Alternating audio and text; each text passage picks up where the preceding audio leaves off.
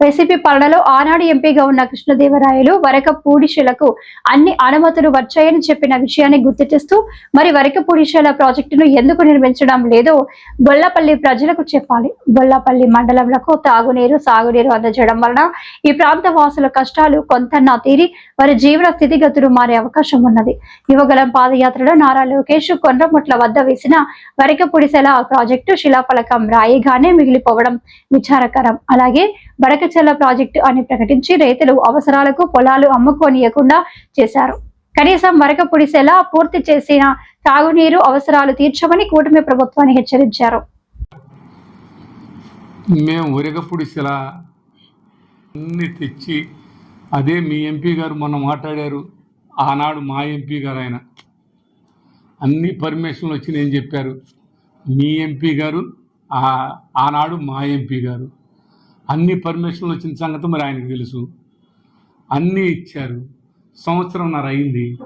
ఏమయ్యా ఆంజనేయులు గారు, ఏదబ్బా వరకపూడిశల దేవుడికి తెలియాలయ్యా బాబు. మా గ్రామాలన్నీ మా ఇంట్లో మా బిడ్డ పెళ్లి చేసుకోవాలన్నా ఎక్కడ కొనేవాళ్ళు లేరు. మా 19 గ్రామాలు మేళ్ళవాగు దగ్గర నుంచి మొదలు పెట్టుకొని గిరికపాడు దగ్గర నుంచి ఈ అయ్యన్నపాలెం ఇవన్నీ మొదలు పెట్టుకొని ఇవన్నీ కూడా బనకంచెర్ల ప్రాజెక్టు వస్తుందంటయ్యా. నీ ప్రాజెక్టు వస్తుందో రాదో తెలీదు. మంచినీళ్ళకి ఆ వరకపూడిశలను తీసుకొస్తానన్న మాటలు ఏమైనా ఈ సంవత్సరంన్నరని ఈ పాలనలో అని అడుగుతూ ఉన్నాను. మా ఎంపీ గారు ఏం చేశాడండి?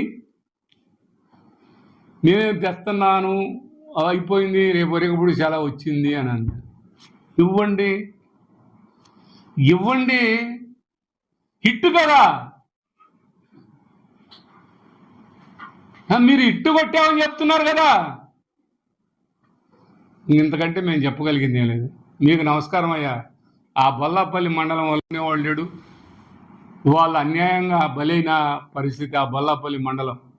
ఆ బొల్లాపల్లి మండల రైతులు వాళ్ళ ఆవేదన చెప్పుకునేదానికి కూడా వినేవాళ్ళు లేడు.